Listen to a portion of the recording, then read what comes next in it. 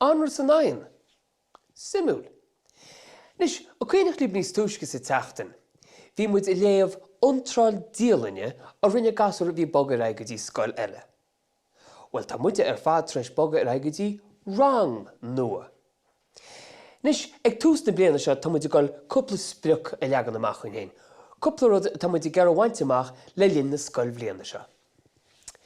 Nis, má éachan sibin seo. Tá láimh tarní amach an seam agus tá cúig féad ar an láimh. I bhfar an chartain seo tá liom. Mar sin tá muide goil cúig sprioc a leagan amach ag críochnú na habairte seo. Liom. Ceart go leor, an chéad cheann seo. Ifir a héan.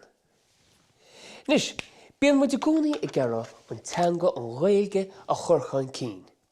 Mar sin, an chéad sprioc atá mo chláir spriocanna seo an seo ná bhhailm fós a chur mo chuid gaeilge.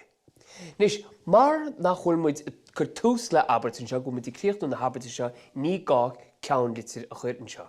Mar sin, bhhailm fós a chur mo chuid gaeilge. Nis, an chéad cheann eile. Ifir a dó. Nis tá sé písín ó bhí muid ar fad agus Scoil le chéile agus béidir gúil sé tamil ó casú de chuid cáirde ort. Mar sin, tá sé go deas bheith casta lo beríis, ach nach chuil sé go deas freisin béidir cúpla cara nua I dhéanamh. Mar sin, liom cáirde nua a dhéanamh. So, cáirde nua a dhéanamh. Nis, ifir I trí.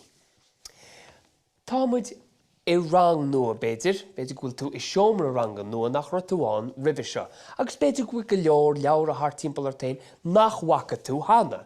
Mar sin nach macha sé go deas cúpla ceanna cúb sin I léamh.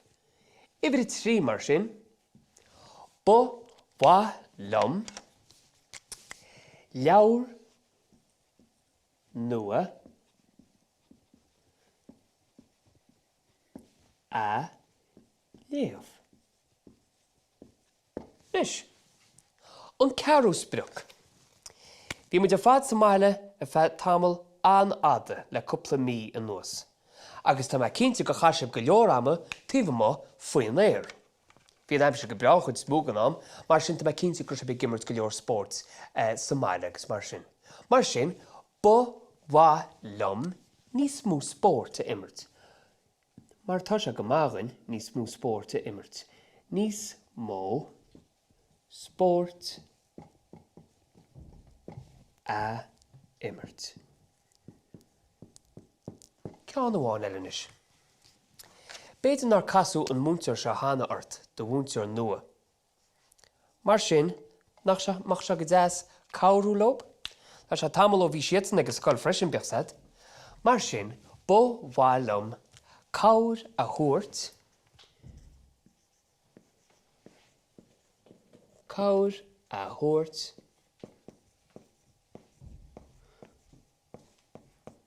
do mo múnteoir.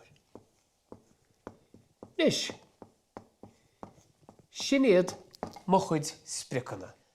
Tá mai cinnte go mbeidh Spriocannaí dámhaigh héin aigise, agus má bhíonn scríobh síos iad agus seolas deach an seohainead ar Cúla4 ar Scoil.